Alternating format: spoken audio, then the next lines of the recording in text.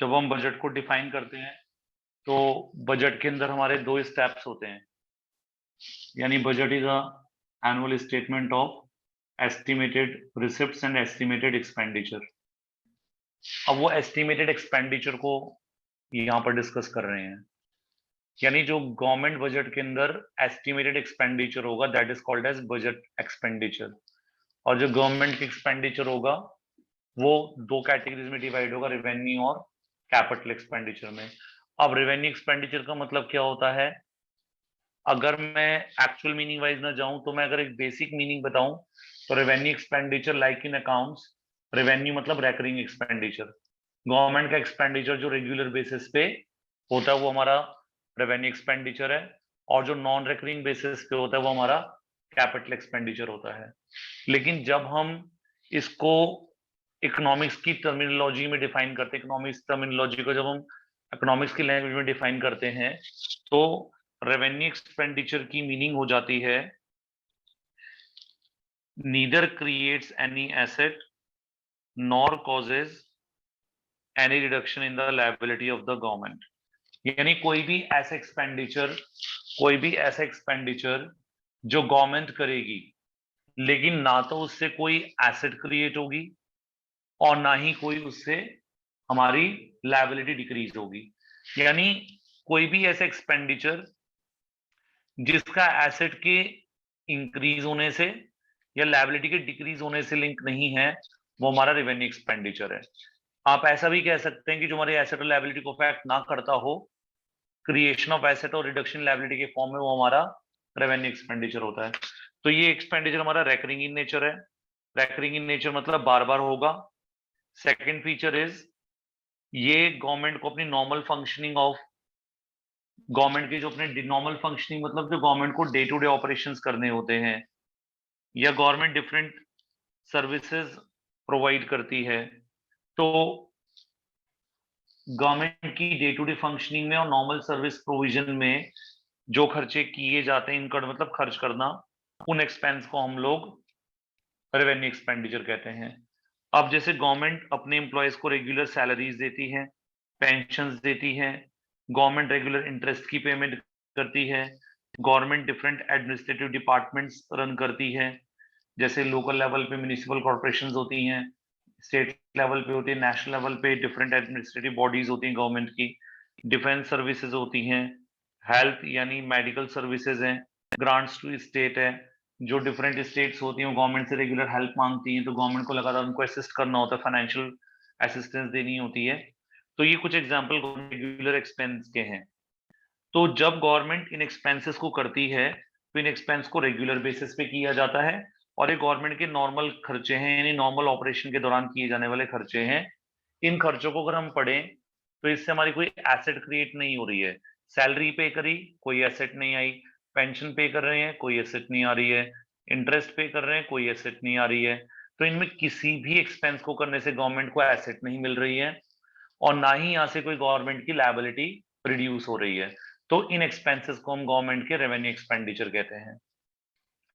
अब किसी भी एक्सपेंडिचर को रेवेन्यू एक्सपेंडिचर कब कहेंगे? When neither creates an asset nor reduces any liability. For example, ऊपर से एग्जांपल लेना है, हमने सैलरीज पे करी, पेंशन पे करी, गवर्नमेंट का रेवेन्यू एक्सपेंडिचर है। आपने इसमें यही लिखना है कि ये सैलरी पे करने के बाद, जब हम सैलरी पे करते हैं तो सैलरी या पेंशन पे करने के बाद ना तो गवर्नमेंट की कोई एसेट क्रिएट होती है, लेकिन अगर गवर्नमेंट मेट्रो प्रोजेक्ट के अंदर कोई मेट्रो कंस्ट्रक्शन करती है तो वो गवर्नमेंट की कंट्री की एक कैपिटल एसेट है। तो इसलिए मेट्रो कंस्ट्रक्शन के ऊपर जो एक्सपेंडिचर हो रहा है वो कैपिटल एक्सपेंडिचर है। लेकिन अगर मेट्रो कंस्ट्रक्शन करने वाले जो वेज वर्कर्स हैं और जो उसके इंजीनियर्स हैं, उनको जो आप एक्सपेंस पे कर रहे हो, सैलरी पे कर रहे हो, वो कैपिटल एसेट, कैपिटल एक्सपेंडिचर नहीं है, वो गवर्नमेंट का रेवेन्यू एक्सपेंडिचर है। तो अगर आप सैलरी पे करेंगे तो रेवेन्यू है, लेकिन अगर आपके पास कोई मेट्रो ब्रिज कंस्ट्रक्ट हो जाता है, रेलवे लाइन कंस्ट्रक्ट हो जाती है, तो वो गवर्नमेंट का कैपिटल एक्सपेंडिचर है। नेक्स्ट है, जो एक्सपेंडिचर किया गया उससे कोई लायबिलिटी डिक्रीज नहीं हुई। अगर एक्सपेंडिचर करने से लायबिलिटी डिक्रीज नहीं होगी, फॉर एग्जाम्पल जैसे आपने गवर्नमेंट ने अपने एम्प्लॉयज को सैलरी पे करी तो उससे गवर्नमेंट की कोई लायबिलिटी डिक्रीज नहीं हुई, लेकिन अगर गवर्नमेंट अपनी लोन की यानी गवर्नमेंट ने जो बोरिंग्स करी हुई हैं रेस्ट ऑफ द वर्ल्ड यानी आउटसाइड एजेंसी से और विद इन द स्टेट, तो वो गवर्नमेंट अगर अपने लोन की बोरिंग की रीपेमेंट करती है तो वो गवर्नमेंट का रेवेन्यू एक्सपेंडिचर नहीं है, बिकॉज बोरिंग रीपे करने का मतलब है कि गवर्नमेंट की लायबिलिटी रिड्यूस हो जाएगी।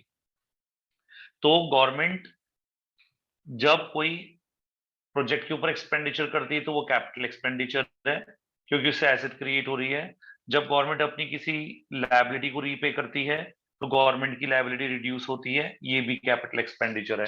तो capital expenditure either capital expenditure revenue expenditure की बात हो रही थी, I am sorry, revenue expenditure neither creates an asset nor reduces a liability. But अगर हम कंस्ट्रक्शन वाला एग्जांपल लें तो वो एसेट क्रिएशन है, अगर हम बोरिंग की रीपेमेंट कर रहे हैं तो वो रिड्यूसेस द लायबिलिटी है। तो मेट्रो कंस्ट्रक्शन और बोरिंग रीपेमेंट तो कैपिटल एक्सपेंडिचर हो गए, लेकिन इनको छोड़ दिया जाए और अब regular salary admin expense government अपने पे कर रही है या गवर्नमेंट कोई भी एक्सपेंस पे कर रही है तो गवर्नमेंट की उससे कोई लायबिलिटी रिड्यूस नहीं हो रही है, वो गवर्नमेंट की डे टू डे एक्सपेंस या फंक्शनिंग का पार्ट होते हैं। नेक्स्ट है कैपिटल एक्सपेंडिचर। अगर एसेट क्रिएट होती है एक्सपेंस से या कोई लायबिलिटी डिक्रीज होती है गवर्नमेंट की तो उसको हम गवर्नमेंट का कैपिटल एक्सपेंडिचर कहते हैं। ईदर क्रिएट्स एन एसेट और reduces liability. In the previous example government ने मेट्रो कंस्ट्रक्शन करी या गवर्नमेंट ने कोई, जैसे हमने बोला गवर्नमेंट ने मेट्रो ब्रिज या मेट्रो रेलवे ट्रैक कंस्ट्रक्ट करा, गवर्नमेंट ने कोई हॉस्पिटल कंस्ट्रक्ट करा, गवर्नमेंट ने रोड्स कंस्ट्रक्ट करी, गवर्नमेंट ने डैम्स कंस्ट्रक्ट करे, गवर्नमेंट ने कोई पावर प्रोजेक्ट लगाया, गवर्नमेंट ने डैम्स बनवाए रिवर्स के ऊपर, गवर्नमेंट ने कोई न्यूक्लियर एनर्जी रिएक्टर इलेक्ट्रिसिटी के लिए यूज करा या उसको सेटअप करा, तो ये सारे गवर्नमेंट के कैपिटल एक्सपेंडिचर हैं क्योंकि यहाँ से गवर्नमेंट की एसेट क्रिएट हो रही है। और अगर गवर्नमेंट ने अपनी बोरिंग रीपे कर दी तो गवर्नमेंट की लायबिलिटी रिड्यूस हो रही है, इसलिए गवर्नमेंट का कैपिटल एक्सपेंडिचर है। तो विच ईदर क्रिएट्स एसेट और reduces the liability or your capital expenditure. तो बीच बीच में ना क्वेश्चन आ जाते हैं ऐसे, जैसे गवर्नमेंट ने सैलरी पे करी, इंटरेस्ट पे करा, पेंशन पे करी, ये कैपिटल एक्सपेंडिचर नहीं है। तो बोलेगा क्यों नहीं है, रीजन के बिना तो यस नो नहीं होगा, तो आप लिखेंगे neither creates an asset nor reduces any liability. Means ना तो यहाँ से गवर्नमेंट की एसेट क्रिएट हो रही है ना ही गवर्नमेंट की कोई लायबिलिटी रिड्यूस हो रही है। रेवेन्यू एक्सपेंडिचर और कैपिटल एक्सपेंडिचर की डिफरेंस इंपॉर्टेंट होता है। Neither creates asset nor reduces liability. Capital expenditure creates an asset और reduces a liability. Purpose ये नॉर्मल रनिंग में है, गवर्नमेंट को डे टू डे ऑपरेशंस के लिए खर्चे करने पड़ रहे हैं, ये गवर्नमेंट के लिए एसेट क्रिएट हो रही है, या जैसे गवर्नमेंट ने कोई एसेट एक्वायर करी या लोन ग्रांट करे एडवांसेस दिए तो गवर्नमेंट की एसेट क्रिएट हो रही है। ये रेकरिंग इन नेचर होते हैं, ये नॉन रेकरिंग इन नेचर होते हैं। सैलरी पेंशन इंटरेस्ट इसके एग्जाम्पल हैं। बोरिंग को रीपे करना, कैपिटल एसेट को एक्वायर करना, बिल्डिंग्स बनाना, डैम्स बनाना, ये गवर्नमेंट के कैपिटल एक्सपेंडिचर है। तो चार बेसिस पे हम डिस्टिंग्विश करते हैं। पहले मीनिंग बताना है, creates asset, neither create asset not reduces liabilities revenue, either create asset और डिक्रीजेस लायबिलिटीज कैपिटल एक्सपेंडिचर। ये नॉर्मल फंक्शनिंग के लिए जरूरी है और ये बिजनेस के लिए, मतलब ये तो नॉर्मल फंक्शनिंग के लिए जरूरी है, जो आप पे करते हैं गवर्नमेंट अपने डिफरेंट सर्विसेज प्रोवाइड करें उसके लिए किए गए खर्चे रेवेन्यू एक्सपेंडिचर है। लेकिन गवर्नमेंट अगर कोई एसेट एक्वायर करती है या गवर्नमेंट लोन या एडवांस किसी को देती है तो वो गवर्नमेंट के लिए, मतलब गवर्नमेंट के द्वारा एसेट क्रिएट करना, यानी कैपिटल एक्सपेंडिचर का पर्पज होता है कि कैपिटल एक्सपेंडिचर गवर्नमेंट के लिए क्या क्रिएट करती है, कैपिटल एक्सपेंडिचर गवर्नमेंट के लिए एसेट क्रिएट करती है या लोन्स एंड एडवांसेस गवर्नमेंट देती है तो अगेन एसेट क्रिएट होती है। तो इसका पर्पज गवर्नमेंट की डे टू डे फंक्शनिंग को करना होता है, इसका पर्पज गवर्नमेंट के लिए एसेट क्रिएट करना होता है। ये रेगुलर बेसिस पे होता है, ये रेगुलर बेसिस पे नहीं होता है। सैलरी पेंशन इंटरेस्ट इसके एग्जाम्पल होते हैं। बोरिंग रीपे करना या कोई कैपिटल एसेट परचेज करना कैपिटल एक्सपेंडिचर के एग्जाम्पल है। तो मीनिंग, पर्पस, नेचर अक्सर बच्चे भूल जाते हैं, तो नेचर में रेकरिंग और नॉन रेकरिंग इन नेचर लेकर चलना है। एग्जाम्पल मैंने आपको बता दिए, तो ये चार बेसिस पे आप इसको क्लासिफाई करते हैं। अब कुछ क्वेश्चन ऐसे भी आते हैं कि भाई आप एमसीक्यू बेस्ड भी आ सकता है कि आपको बताना है कि जो नीचे एग्जाम्पल दिए गए हैं ये रिवेन्यू है या कैपिटल है। अब गवर्नमेंट सब्सिडीज प्रोवाइड करती है तो अगेन आपको रीजन तो यही देना है। जब आप रेवेन्यू एक्सपेंस बोलोगे तो रीजन क्या हो जाएगा, neither create asset nor reduces अ लायबिलिटी। डिफेंस कैपिटल इक्विपमेंट है, जर्मनी से हमने इंपोर्ट करे डिफेंस इक्विपमेंट, ये गवर्नमेंट के लिए कैपिटल एक्सपेंडिचर है क्योंकि इससे गवर्नमेंट की एसेट्स इंक्रीज हो रही हैं। गवर्नमेंट स्टेट गवर्नमेंट को ग्रांट करती है, गवर्नमेंट का रेगुलर फीचर है, तो इससे गवर्नमेंट की कोई एसेट क्रिएट नहीं हो रही है ना लायबिलिटी रिड्यूस हो रही है। स्कूल बिल्डिंग कंस्ट्रक्ट करी तो गवर्नमेंट की एसेट क्रिएट हो रही है, कैपिटल एक्सपेंडिचर है, मतलब ये क्रिएटिंग इन एसेट का रिजल्ट है, में रिजल्ट हो रहा है। Expenditure incurred on administrative and defence services, regular basis पे एडमिनिस्ट्रेशन वर्क आ गया, ऊपर था इक्विपमेंट खरीदे थे, यहाँ कह रहे केवल गवर्नमेंट एडमिनिस्ट्रेशन कर रही है, डिफेंस सर्विसेज दे रही है, तो गवर्नमेंट का रेगुलर एक्सपेंस है, रेवेन्यू एक्सपेंडिचर हो गया। रीपेमेंट ऑफ लोन, आपने लोन रीपे कर दिया तो गवर्नमेंट की लायबिलिटी रिड्यूस हो गई, तो which reduces the liabilities of capital expenditure. Building और ब्रिज कंस्ट्रक्शन करा, creates an asset, capital expenditure.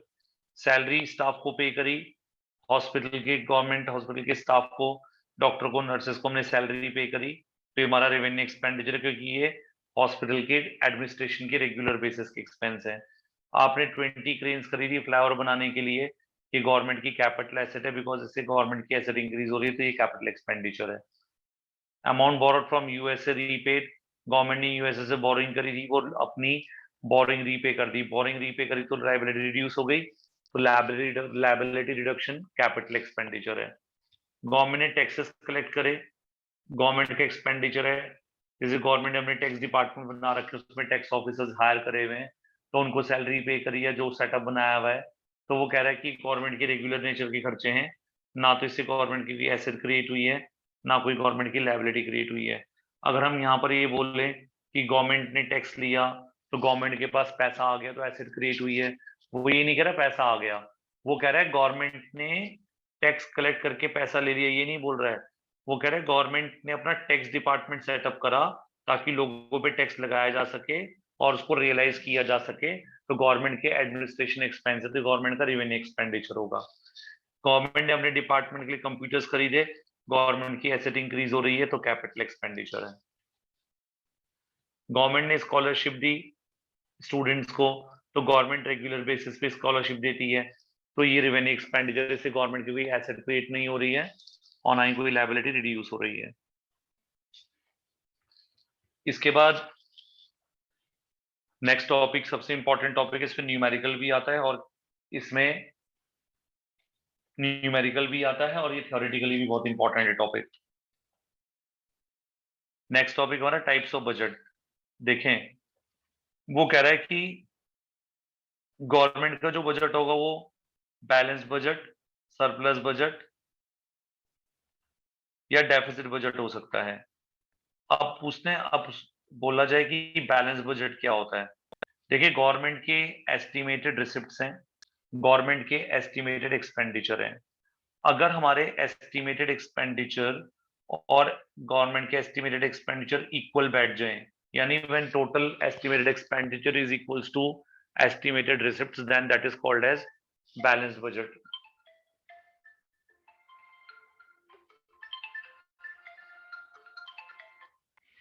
हाँ जी,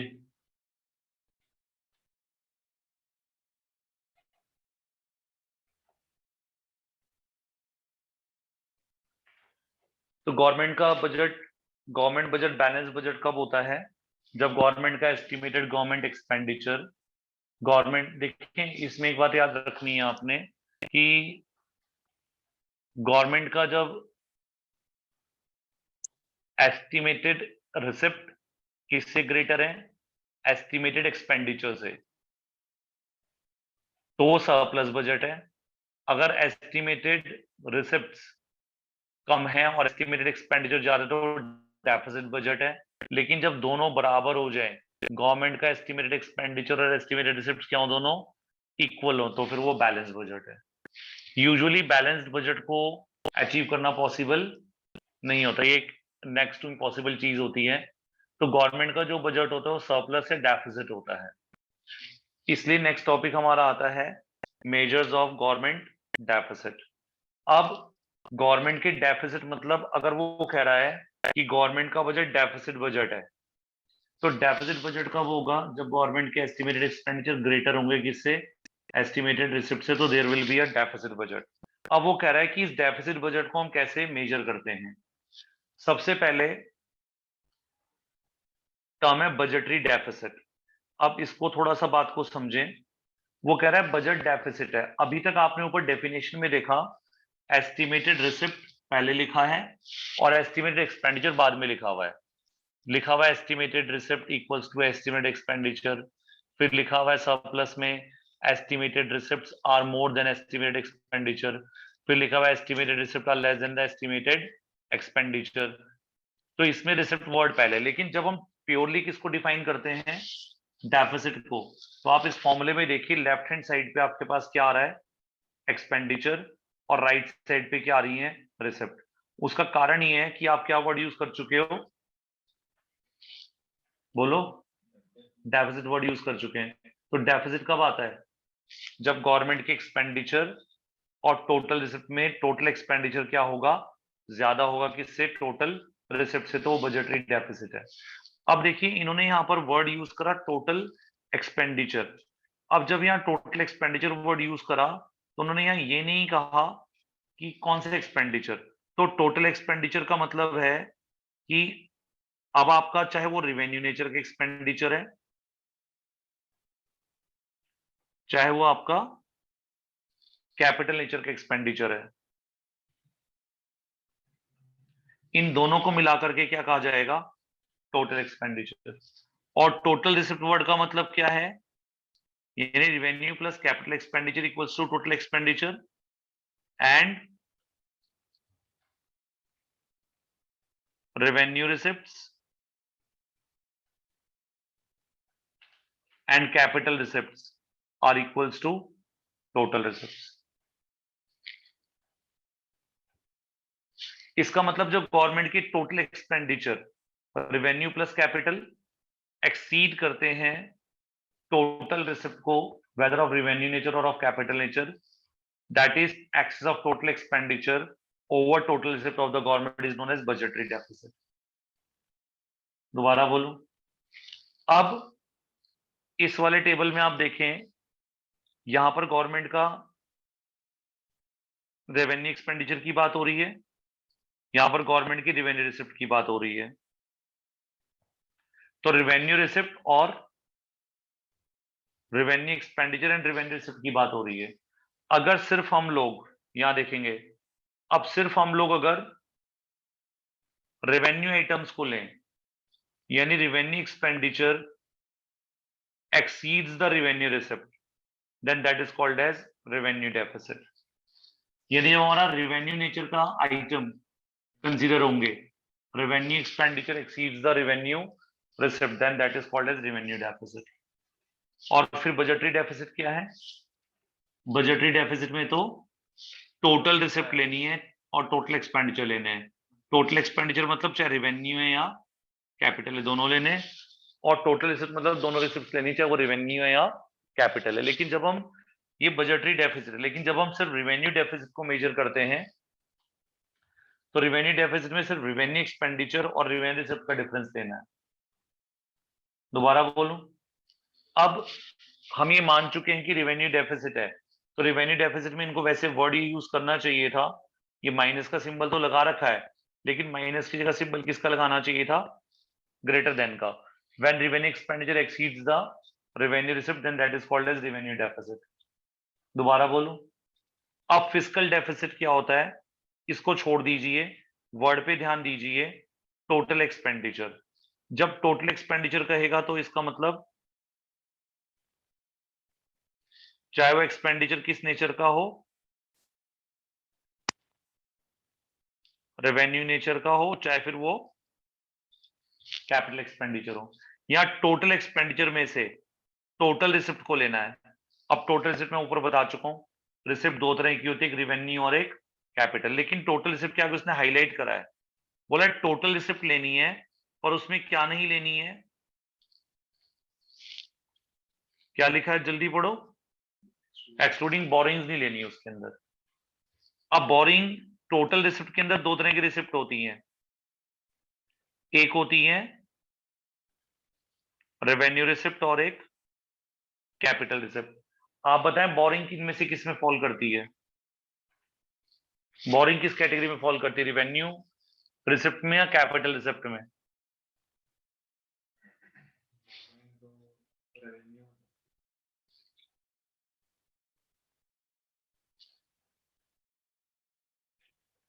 फिर क्या पढ़ रहे हो तुम लोग, पता नहीं कहाँ खोए हुए यार, सब गलत कर रहे हो उल्टा सीधा। रेवेन्यू का मतलब होता है नीदर क्रिएट्स लायबिलिटी, और मैंने कहा बोरिंग करी है गवर्नमेंट ने, तो बोरिंग तो गवर्नमेंट की लायबिलिटी क्रिएट करेगी, तो किस में आएगी वो? कैपिटल में आएगी।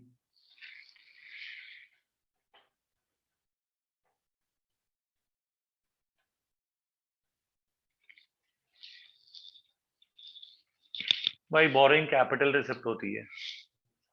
अब उसने कहा आपने टोटल रिसिप्ट लेनी है पर बोरिंग्स नहीं लेनी है। इसका मतलब क्या बोल रहा है? क्या आप ये मान चुके हैं कि वो फिजिकल डेफिसिट में ये कह रहा है कि टोटल एक्सपेंडिचर किसको एक्सीड कर गया है? टोटल लिखा तो है बेटा, टोटल एक्सपेंडिचर किसको एक्सीड कर रहा है? नहीं ना, टोटल रिसिप्ट को एक्सीड कर रहा है पहले तो वो फिजिकल डेफिसिट है। लेकिन टोटल रिसिप्ट में किसको हटा दो? नहीं, बोरिंग्स को हटा दो, सिर्फ बोरिंग्स को।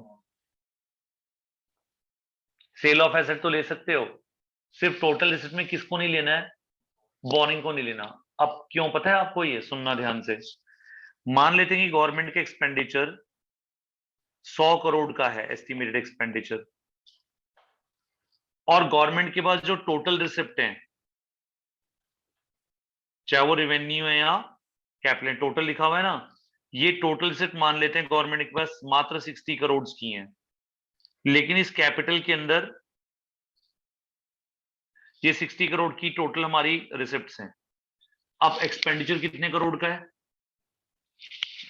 एक्सपेंडिचर कितने करोड़ का है?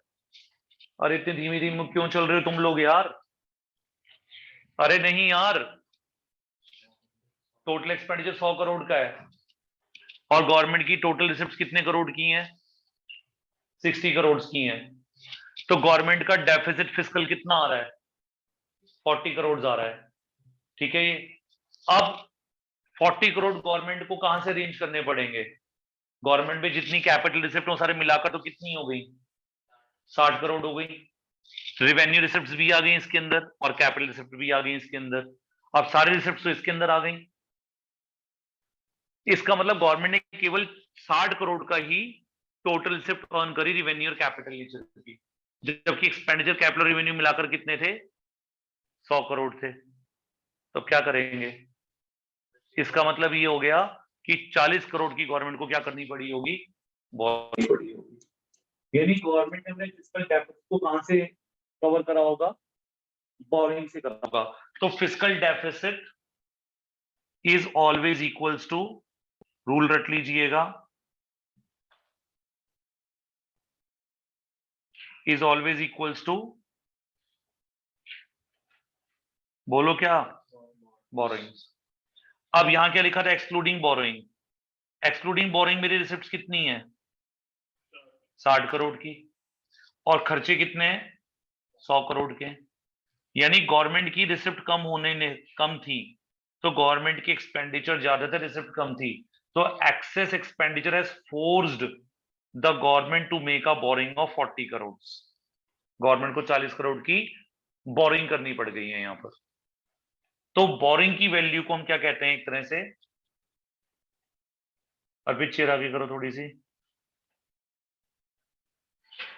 क्या कहते हैं बोरिंग को? Fiscal deficit equals to borrowing. क्योंकि जितनी वैल्यू का फिस्कल डेफिसिट आएगा उतनी की आपको क्या करनी पड़ी होंगी? बोरिंग करनी पड़ी होंगी। दोबारा बोलो।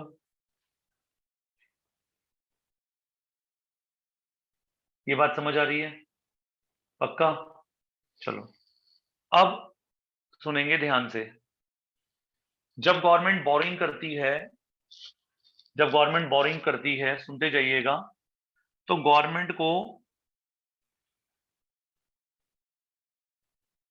बोरिंग्स करने पर क्या गवर्नमेंट को इंटरेस्ट भी देना पड़ता होगा?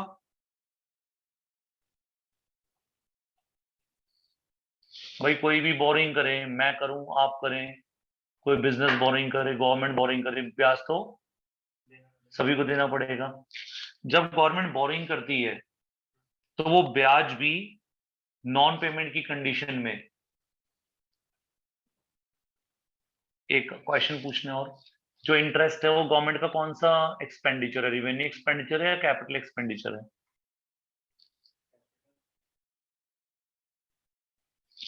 अर्पित सब पड़ा हुआ नष्ट कर रहे हैं हम लोग।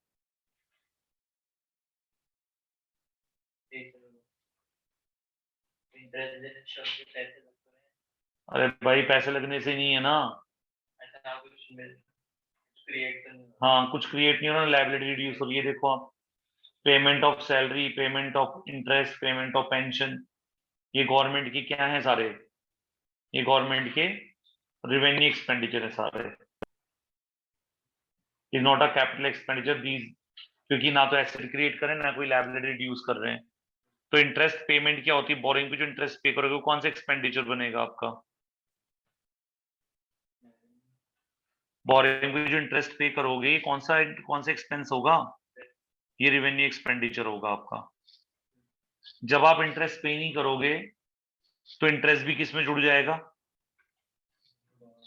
बोरिंग में जुड़ जाएगा।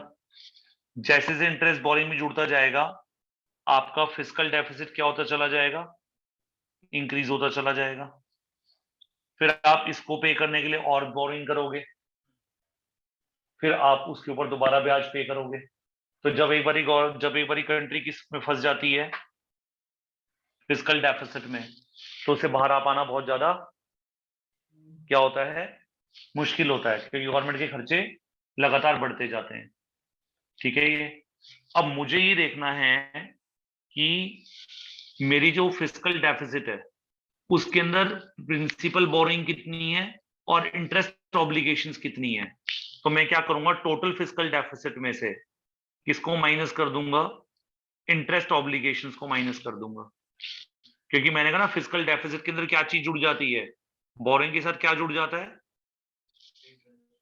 क्योंकि बोरिंग भी आपने पे नहीं करी, उसका इंटरेस्ट भी जुड़ता जा रहा है। तो बोरिंग और इंटरेस्ट मिलकर के दोनों ही किसका पार्ट बनेंगे? फिस्कल डेफिसिट का। पर मैं जानना चाहता हूं कि हाँ, कि मेरा बोरिंग का कंपोनेंट कितना है। तो मैं जितनी इंटरेस्ट ऑब्लिगेशन है वो क्या कर दूंगा? माइनस। तो मेरा क्या आ जाएगा? That is called as primary deficit. तो what is primary deficit? Once fiscal deficit is calculated, उसमें से किसको माइनस कर दो आप?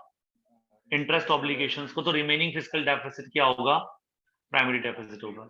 यानी प्राइमरी डेफिसिट जो होता है वो फिस्कल डेफिसिट का ही एक पार्ट होता है, लेकिन उस फिस्कल डेफिसिट में से में क्या माइनस करना पड़ता है? इंटरेस्ट ऑब्लिगेशंस को माइनस करना होता है। तो रेस्ट अमाउंट हमारा क्या होता है? प्राइमरी डेफिसिट होता है। दोबारा बोलूं? अगर फिजिकल डेफिसिट बोरिंग, फिजिकल नहीं, fiscal, sorry, physical deficit boring से इक्वल होता है तो प्राइमरी से इक्वल होगा। तब उस केस में जीरो हो जाएगा ना इंटरेस्ट। हाँ तो अब अभी तक यानी हमारी कोई इंटरेस्ट ऑब्लिगेशंस नहीं है। हाँ। लेकिन जब फिजिकल डेफिसिट और बोरिंग, हाँ, तो हम फिजिकल डेफिसिट में इंटरेस्ट माइनस करते हैं तो प्राइमरी डेफिसिट आता है। अगर प्राइमरी डेफिसिट में दोबारा से क्या जोड़ दो? जब बोरिंग लेते हैं तभी उससे मतलब इंटरेस्ट को जोड़ देते हैं। हाँ, अच्छा, तभी तो फिजिकल डेफिसिट इंक्रीज होता चला जाता है। डेप्ट ट्रैप कहते हैं इसको, डेप्ट ट्रैप। लगातार हम लोग डेप्ट में फंसते चले जाएंगे। तो हम इंटरेस्ट बढ़ जाएगा, तो मैं फिजिकल डेफिसिट में इंटरेस्ट ऑब्लिगेशन माइनस करूंगा, तो मुझे ओरिजिनल वाला फिजिकल डेफिसिट मिल जाएगा जो केवल बोरिंग के इक्वल था। तो हमें ये देखना है कि फिजिकल डेफिसिट ने हमारे को इंटरेस्ट ऑब्लिगेशंस कितनी इंक्रीज करी हैं। उसके लिए हम लोग क्या निकाल के देखते हैं? प्राइमरी डेफिसिट निकाल के देखते हैं। अब आपको ये मुझे बताइएगा कि ये जो इंटरेस्ट पेमेंट है, ये इंटरेस्ट पेमेंट क्या, जहां से मैं मार्क करूंगा उसका एग्जाम्पल उसमें देखना, क्या ये जो रिवेन्यू एक्सपेंडिचर है इसके अंदर, ये रिवेन्यू एक्सपेंडिचर के अंदर ये इंटरेस्ट पेमेंट आएंगी आपकी? वहां देखो बेटा, ऊपर देखो, ये जो इंटरेस्ट पेमेंट है क्या ये रेवेन्यू एक्सपेंडिचर का पार्ट है? अभी तो बताया था। तो जो भी आप एक्सपेंडिचर पे करोगे रेवेन्यू में इंटरेस्ट उसका पार्ट होता है। इसका मतलब है कि बोरिंग के साथ जो इंटरेस्ट लग रहा है उसने आपके लिए क्या क्रिएट कर दिया है? दैट हैज इंक्रीज यूर भाई रेवेन्यू एक्सपेंडिचर के अंदर क्या इंक्लूड होता चला जाएगा? जब इंटरेस्ट इंक्लूड होता चला जाएगा तो इसका मतलब है कि जितना ज्यादा फिस्कल डेफिसिट हमारा बढ़ेगा उतना ज्यादा हमारा रेवेन्यू डेफिसिट भी बढ़ता चला जाएगा और रेवेन्यू डेफिसिट बढ़ते बढ़ते हम डेट ट्रैप में फंस जाते हैं। दोबारा बोलूं, क्लियर है अर्पित यहां पर? तो अब हमें प्राइमरी डेफिसिट निकालना है तो इंटरेस्ट को माइनस करना है। अब वो कह रहा है यहां पर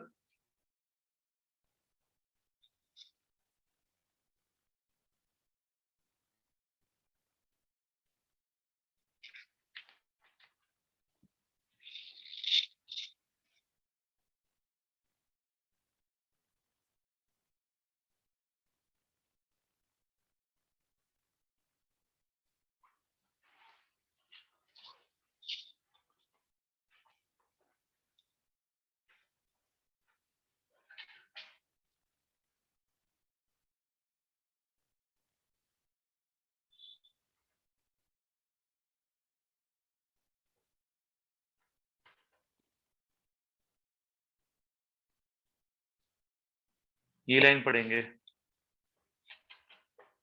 A lower zero primary deficit indicates that interest commitment on earlier loan have forced the government to borrow। वो कह रहा है कि अगर आपका प्राइमरी डेफिसिट क्या होगा, अगर जीरो होगा तो उसका क्या इंप्लीकेशन होगा?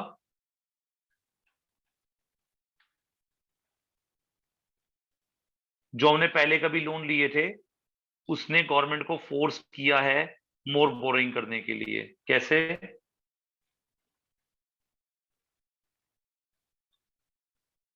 अब प्राइमरी डेफिसिट का फॉर्मूला है fiscal deficit minus interest payment. ठीक है, अब देखो बोर्ड पे देखो, फिस्कल डेफिसिट और इंटरेस्ट पेमेंट का अगर अमाउंट क्या आ रहा है, जीरो आ रहा है, इसका मतलब क्या हो गया? इस फिस्कल डेफिसिट की इंक्रीज होने के पीछे सिर्फ और सिर्फ किसका कारण है? आपका फिस्कल डेफिसिट किसका कंसिस्टेड है? अगर अगर आपका प्राइमरी डेफिसिट जीरो आ जाता है जो कि फिस्कल डेफिसिट और इंटरेस्ट पेमेंट का डिफरेंस है, तो अगर प्राइमरी डेफिसिट जीरो होगा तो इसका मतलब है कि जितना भी आपका फिस्कल डेफिसिट राइज हुआ किसकी वजह से राइज हुआ है? इंटरेस्ट की वजह से। जैसे मान लो 100 करोड़ का आपका फिस्कल डेफिसिट है और आपकी इंटरेस्ट ऑब्लिगेशंस भी कितनी है? देखो वहां देखो स्क्रीन पे समझ आ जाएगा। 100 करोड़ का फिस्कल डेफिसिट है, 100 करोड़ का इंटरेस्ट है, यानी जितना भी फिस्कल डेफिसिट जनरेट हुआ है वो किसकी वजह से जनरेट हुआ है? इंटरेस्ट की वजह से। इसका मतलब है कि प्राइमरी डेफिसिट जब क्या आएगा आपका, जीरो आएगा, तो इसका मतलब है कि आप डेट ट्रैप में फंस चुके हैं। आपने जितना आपका फिस्कल डेफिसिट है वो सारा का सारा fiscal deficit interest, current interest की पेमेंट के फॉर्म में है, तो ये इंटरेस्ट आपको पे करना पड़ रहा है, वो फिस्कल डेफिसिट के बराबर आ रहा है। इसका मतलब हमने पहले ऑलरेडी बहुत सारी क्या कर चुके हैं, हम लोग बोरिंग कर चुके हैं, और वो बोरिंग इतनी ज्यादा है, यानी वो बोरिंग की वॉल्यूम इतना ज्यादा है कि उसका इंटरेस्ट एग्जैक्टली किसके बराबर आ रहा है? फिस्कल डेफिसिट के इक्वल आ रहा है। तो जब फिस्कल डेफिसिट इक्वल आएगा, नहीं fiscal deficit consisted only of interest commitment, उसमें बोरिंग का पार्ट नहीं है। तो जितना ज्यादा प्राइमरी डेफिसिट क्या होगा, लो होगा, उतनी ज्यादा कंडीशन आपकी पुअर है, तो ऊपर से जो इंटरेस्ट है वो भी जुड़ता जा रहा है। तो आपका रेवेन्यू डेफिसिट भी रेवेन्यू जो डेफिसिट है वो भी बढ़ रहा है, और आपका यहाँ पर प्राइमरी डेफिसिट भी इंक्रीज हो रहा है क्योंकि इंटरेस्ट ऑब्लिगेशंस की इक्वल है। दोबारा बोलूं, अब इसलिए लिखा है कि primary deficit is the root cause of fiscal deficit. Primary deficit ही, यानी प्राइमरी डेफिसिट क्या है आपका? इंटरेस्ट ऑब्लिगेशंस को रिप्रेजेंट करता है, तो वही आपका मेन फिस्कल डेफिसिट का कारण है। तो गवर्नमेंट को क्या करना चाहिए अगर ऐसी सिचुएशन आ रही हो? तो गवर्नमेंट को जल्दी से जल्दी अपने लोन रीपे करने की कोशिश करनी चाहिए ताकि इंटरेस्ट ऑब्लिगेशन से गवर्नमेंट बच सके। अगर हाई प्राइमरी डेफिसिट आता तो एक एग्जांपल ले लें, मान लो 100 करोड़ का फिजिकल डेफिसिट है और इंटरेस्ट ऑब्लिगेशन 20 करोड़ है इसमें केवल, तो बचा कितना पीछे? 80 करोड़। 80 करोड़ आपका प्राइमरी डेफिसिट है जो किसके बराबर है? बोरिंग के बराबर है। यानी आपके 100 करोड़ के डेफिसिट के अंदर केवल 20 करोड़ इंटरेस्ट ऑब्लिगेशन है, 80 करोड़ तो आपकी बोरिंग है। लेकिन जैसे जैसे ये बोरिंग की जगह क्या बढ़ता चला जाएगा, इंटरेस्ट बढ़ते बढ़ते यदि कितना पहुंच जाए 100 करोड़, तो पूरा प्राइमरी डेफिसिट किसके बराबर, किसका बना हुआ है? इंटरेस्ट का। और जबकि आपने कोई बोरिंग पहले करी थी, अब तो बोरिंग नहीं भी करी, तो भी इस ईयर का फिजिकल डेफिसिट किसके बराबर आ रहा है? इंटरेस्ट पेमेंट के बराबर आ रहा है, यदि हमने पास में बोरिंग करी है। तो इसलिए प्राइमरी डेफिसिट हाई होना चाहिए, ना कि जीरो या लो होना चाहिए। जितना ज्यादा हाई होगा उतना बेटर होगा, जितना ज्यादा लो होगा उतना कम होगा, ये मतलब पुअर होगा कंट्री के लिए।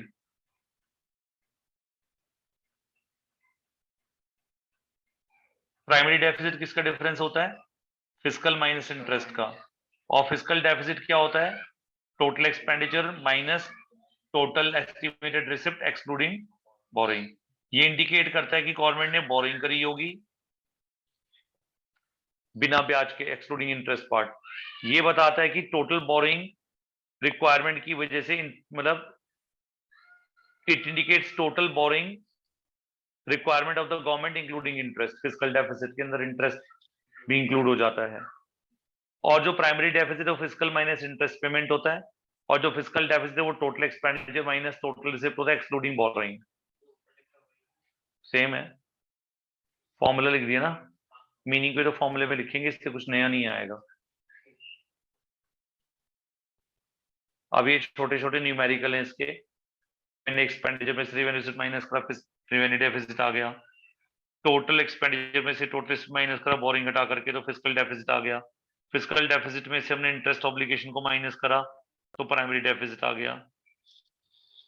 इससे ना मेरे पास एक आपके वाले एक नोट रखे हुए हैं जो आप पहले क्लास में दिए ना,